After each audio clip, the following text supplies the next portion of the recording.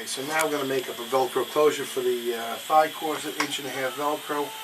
Of course, you put the hook on top of the pile because the pile is the part that faces up, and you want the hook going down so the hook doesn't catch the patient's clothing, all right?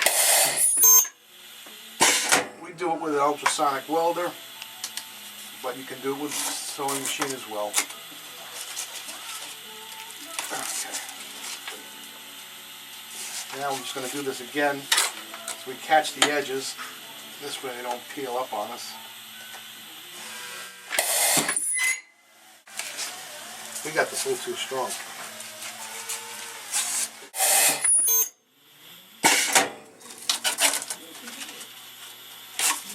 That's a strong weld too, that'll never come apart. You don't need much material, you don't need much bulk because this is only a strap over the thigh corset. The thigh corset will afford all the protection you need against the skin. This is only to hold it together. So it makes it very thin and low profile. Use bulky straps, they got to deal with them all day long.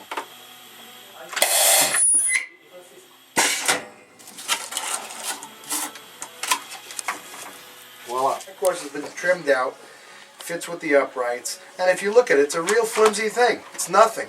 It's actually nothing. But once this is donned and closed with the Velcro, it becomes very supportive, and it feels like nothing to wear. Okay? Alright, now Patrick is going to rivet the D-rings on opposing sides with copper rivets, and I'm finishing the straps, okay? Now, what I'm going to do, if you look at these straps, what we also did was cross over the ends and weld them again so you get a nice even hard tab so she has something not only to reach to slip through the D-ring, but when the strap is closed you have something to grab to open it. Okay? Makes it easy for the patient every day. And by having it easy, the strap doesn't wear as quickly either. And you don't have to weld it, you can stitch it.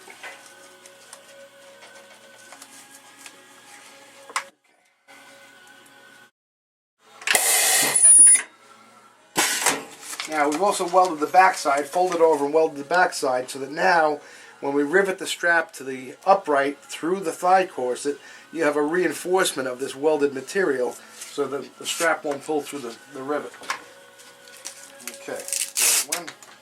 And they've already been sized, so you have the small, medium, and large to fit the distal to the proximal sides of the uprights. Okay.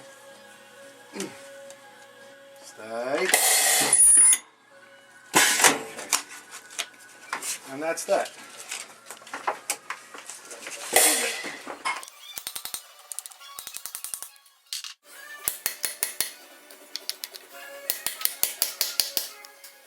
So Francesco's adjusting the length. Of course, when we do this end up, we make the pylon extra long and cut it to length, and we cut this to length at the end.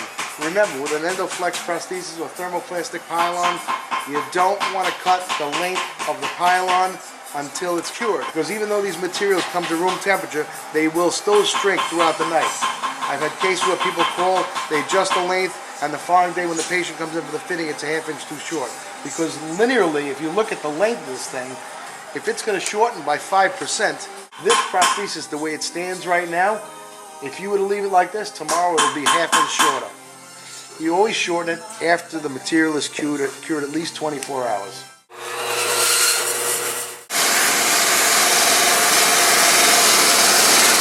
Again, heat is your best friend. So now we just melt this off, and there's your hole for the rivet. It's welded rather than drilled or punched. If it's punched, it will fray. If it's melted, it won't. Okay, you see the straps are all laid out. Now I'm going to set the rivet. This is all it's going to be for the joint axis. A copper rivet, number 9 copper rivet. I'm using a long one because what we're going to do is set that rivet into the plastic so it's flush against the socket. So we'll just heat up the head.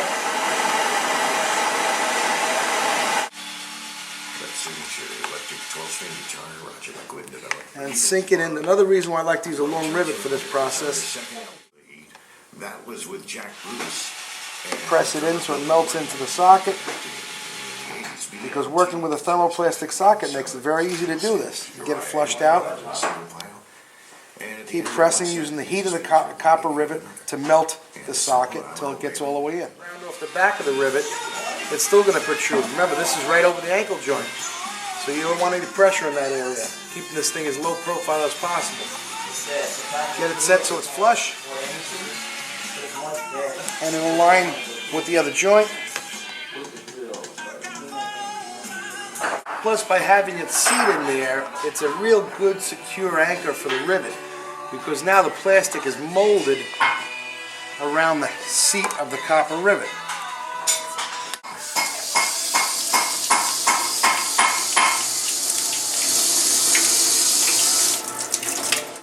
Okay, so rivet's out. Now you got, even though it's brown, took the color of the copper, makes no difference. But that's a molded seat now, so that'll really anchor the rivet in the right position, which is going to be now the joint axis. We'll just rivet this together with a Teflon bushing between. We have these Teflon bushings that just allow a nice gliding surface between the two pieces of plastic. These are Teflon bushings, which we punch out of thin material. It's just Teflon material with a nice large hole. That's going to fit between the socket and the upright. And when they're riveted together with the copper, it'll be a bit tight, but all you have to do is warm it a little bit and free it up, or just use it. Once it gets free motion, it'll last for a very long time. And they're real cheap.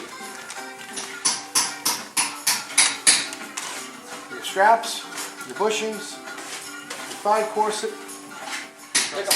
You're so busy eating a pear. When do you put the shuttle lock in? Give me that. What? You know, you lost my lock already. I lost your lock. I'll give you a lock. You lost my lock. You lost my lock. So this particular job is going to get a shuttle lock as well. That's what you use for suspension. So now you're looking for your lock, huh? Oh yeah, it's right by your pear. Yeah, by your breakfast, by your lunch. Zoom in on what he's eating. This is what happens. This makes muscle. See how it makes the muscle? Look at the muscle. Put the D-rings in place. Just put the straps on, and you attach it to the socket.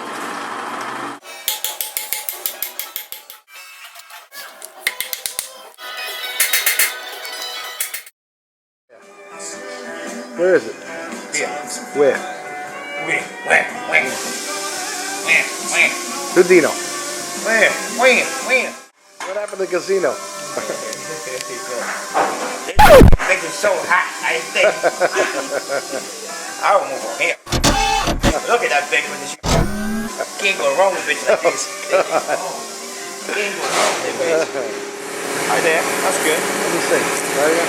Come on, push it out. You see? You got one thread in between, which is good. It's all a little bit room. Now, if you look, if you can see the joints there. You see the joints? Now watch this. Very interesting. If you look at the joints there and there, okay, the joints are in line with the line of progression if you look at where the foot is. But then look where the heel is. I don't know if you can see it. The heel is way off, internally rotated. And that's where her foot sits in the prosthesis. Even though it looks like the foot's going to be internally rotated, you're actually matching the tibial torsion from her ankle. So as funky as it looks, that's the way it works. Or you can see it from this side better. There you go. From that angle, you can see it much better. You see how the heel is internally rotated, it seems, but the axis of the ankle joint is in line with the line of progression.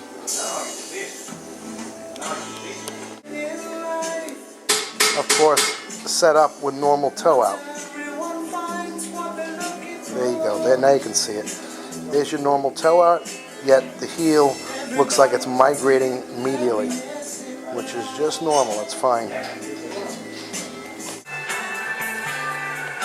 Okay, so now the thigh cord's assembled. Okay, and all we do is rivet it with a copper riveter to the socket itself. It's just a lap joint. But it doesn't matter because there's no weight bearing on the socket whatsoever. It's just for medial lateral control. This particular prosthesis we built for her has a shuttle lock. That's how she wants it. And we put a heel height adjustable foot on there. We now have a foot clamp that can accommodate the Endoflex Pylon. So that'll be nice for her. She's a 20-year-old girl and she would like heel height adjustability.